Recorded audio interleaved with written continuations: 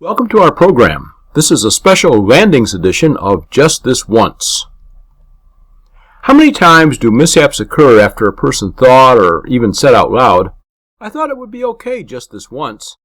The person recognized that they were deviating from a standard practice, a procedure, or something they had been told by a more experienced person. Think back for a moment and try to recall if you have ever been in that situation. Do you know of anyone who has violated an established procedure and had a bad outcome? How about a person who has violated an established procedure and did not have a bad outcome? We might begin with skipping or violating a procedure or regulation just this once. We might progress to skipping or violating the procedure or regulation whenever something is not convenient. Then we move on to seldom doing or often violating the procedure or regulation. And finally, we simply never do or always violate the procedure. Every time we skip or violate something and it has a positive outcome, we are reinforced for our action and we are much more likely to repeat it in the future. Our main focus of this edition of Just This Once is preventing the landing mishap. Whatever kind of airplane you're flying, there are established standard procedures and regulations. We have also been taught and examined on the FAA's regulations and established procedures on our flying. As for regulations, we have the various endorsements: tailwheel and complex, high performance. For recent experience under VFR, we have the flight review, carrying passengers both day and night. For planning, we have calculating takeoff and landing distances, calculating weight and balance, and so on. For the airplane, we have inspections, inoperative equipment, and so on. As for procedures regarding landings, we have checklists that might include descent, in-range, approach, before landing, after landing, and parking and securing. We might use mnemonics such as a GUMPS check and so on. We might have guidelines such as reminding passengers of sterile cockpit procedures, making sure our approach is stabilized, reviewing go-around procedures, landing on the first third of the runway, and so on. How many of us have rationalized? I know I should or should not do something, but it will be okay just this once. Where did these procedures and regulations come from? Though they might seem trivial sometimes, and they might seem cumbersome. The hard truth is that they have been written in blood. How many of us here have ever violated a regulation or procedure or done something that we knew we should not do? Yep, it's probably unanimous, and that includes me. Why do we sometimes act contrary to what we know is right? We should reflect on the previous actions and correct our attitudes and future activities. We're going to look at some accident examples related to our presentation. Here is our standard disclaimer. Accidents discussed in this presentation are presented in the hope that pilots can learn from the misfortune of others and perhaps avoid an accident. It is easy to read an accident report and dismiss the cause as carelessness or as a dumb mistake. But let's remember that the accident pilot did not get up in the morning and say, "Gee, I think I'll go have an accident today." Nearly all pilots believe that they are safe. Honest introspection frequently reveals that on some occasion we might have traveled down that same accident path. Though our topic is just this once, we cannot know the complete circumstances nor the pilot's thoughts that resulted in an accident. The accidents presented here represent events in which it is possible that the pilot, at some time in the past or present, thought that it would be fine just this once. First up, let's look at runway excursions off the side of the runway. What are the common causes? First, crosswinds play a big role. This might be due to exceeding the airplane's capability. We should know and respect the maximum demonstrated crosswind component stated by the manufacturer. This is not a limitation, but it's a good guide. Or we might be exceeding the pilot's capabilities due to a lack of proficiency or recent experience. Or the pilot might be flying an approach that is not stabilized. This mishap occurred in Florida in November of 2021. The pilot and sole occupant was not injured, but the airplane was substantially damaged. The NTSB accident report includes the following, quote, "The pilot explained that he was landing with a gusting 70-degree left crosswind and felt the wind speed and gust speed were within his capabilities. During the rollout, the wind pushed the tail to the airplane's right, the nose to the left, and the pilot was hesitant to give the airplane more right rudder. That was to maintain more directional control before it departed the left side of the runway." End quote. The landing was on runway 9 right. The tower apparently reported the wind to be from 020 degrees at 12 knots, gusting to 21 knots, though the pilot said that he did not recall the direction of the wind. More on that shortly. The NTSB accident reports states that the wind was 16 knots and that the gusts were actually up to 23 knots. That produces a 70-degree crosswind with gusts to 23 knots. That calculates to a crosswind component of about 22 knots. We do not know exactly what the wind was when the airplane touched down, but it is safe to assume that it was near or above the maximum demonstrated crosswind component of 17 knots. We must state that an airplane's demonstrated crosswind component is not a limitation, but it is a pretty good guide. The NTSB probable cause is stated as, quote, "the pilot's inadequate compensation for winds during the landing roll." End quote. Well, what went wrong and why? Of course, we cannot know exactly the pilot's level of proficiency or what was in his thoughts, but this accident follows a typical pattern seen frequently. In the foundation program of Just This Once, we discussed the bias bundle bomb of illusory superiority, optimism bias, and continuation bias. What exactly went wrong after the airplane touched down is not the issue here. The issue is the pilot's decision to attempt the landing knowing that the crosswind was near or possibly exceeding the demonstrated crosswind component. Recall that the landing was to be on runway 9 right. The pilot was told that the wind was 12, gusting to 21. The pilot stated in his report to the FAA that he did not recall the orientation. He stated that he felt that he was capable of handling the wind. During the approach, he stated that he was comfortable with the descent, his approach speeds, and with the runway alignment.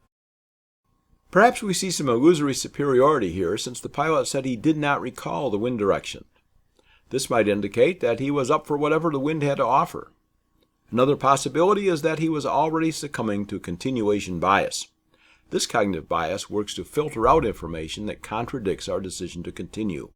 Perhaps the continuation bias filtered out the wind direction information. In any case, he did not know the wind direction and therefore did not know the crosswind component. Perhaps this shows optimism bias, that it will be fine. While on final, he reported that he was comfortable with the approach. This gusty wind would have necessitated constant correction, so his report of being comfortable might also indicate the presence of continuation bias. Sometimes just this once can become a normal procedure. Each time we take a shortcut, bend the rules or the procedures, we are reinforced when the outcome is successful. That makes it more likely that we will do the same or do a bit more bending in the future.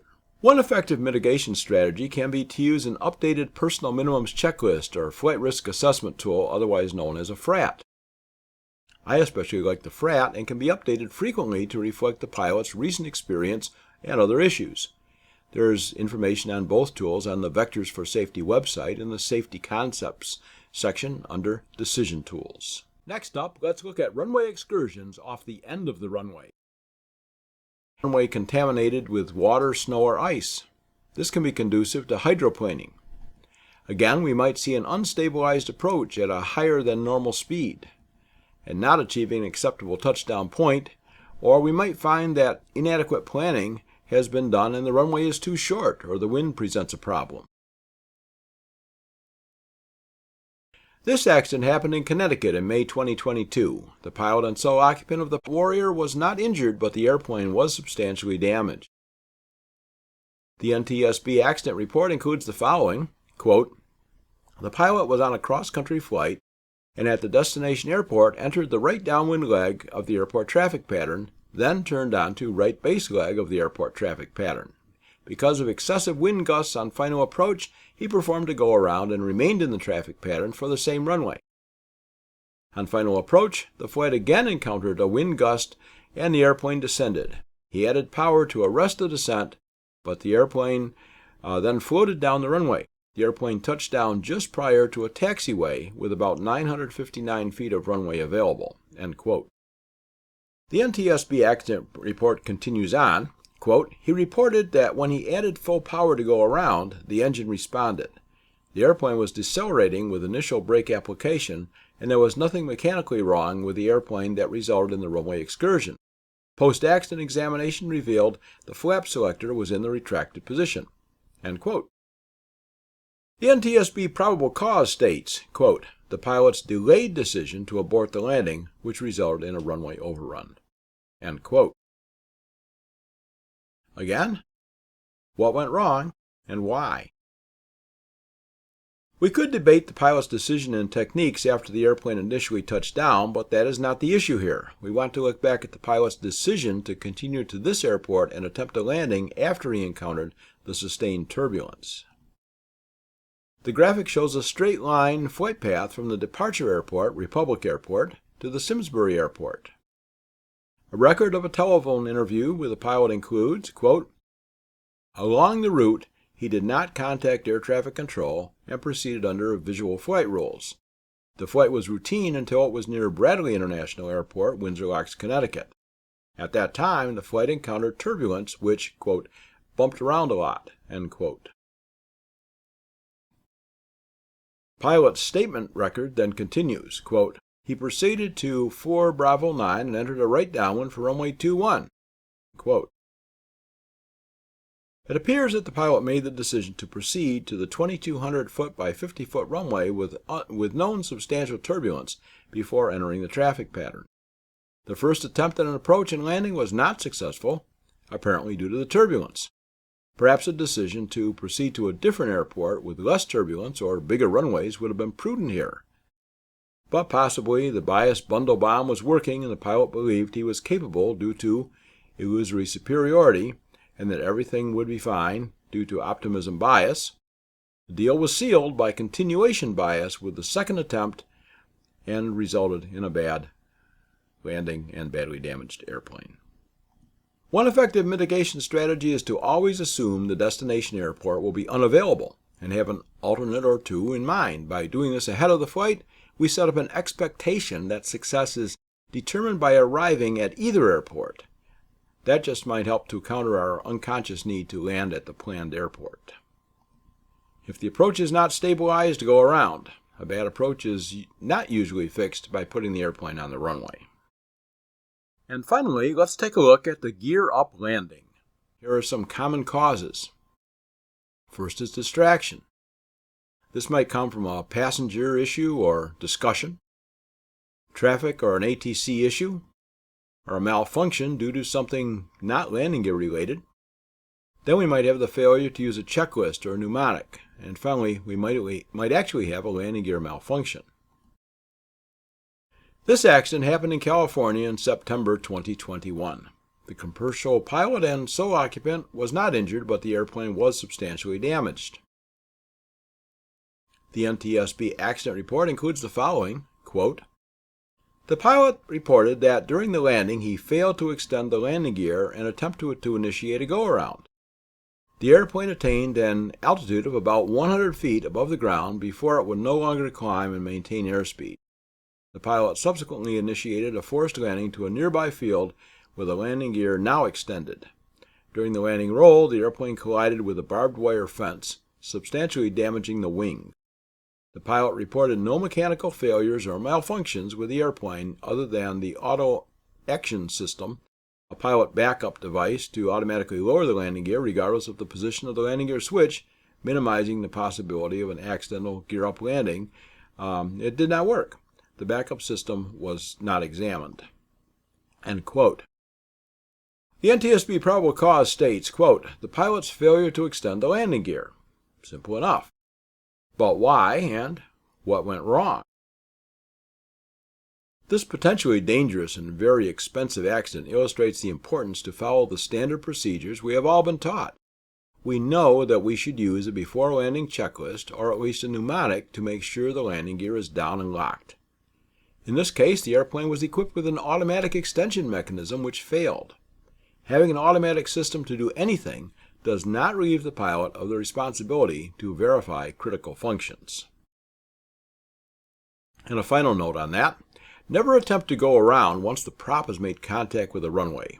A damaged prop blade can cause a blade to fail, and the resulting imbalance can have catastrophic consequences. Sometimes just this once can become a normal procedure. Each time we take a shortcut, bend the rules or the procedures, we are reinforced when the outcome is successful. That makes it more likely that we'll do the same or a bit more bending in the future. The most effective mitigation tool to prevent a gear-up landing is to always use a checklist or at least a mnemonic before landing. Here are the takeaways that I hope you will consider. First, regulations and procedures have been developed from real occurrences and often tragedies.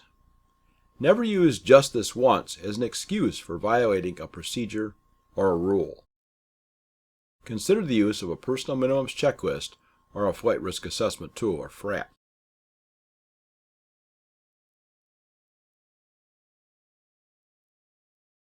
Please remember, fly like your life depends on it.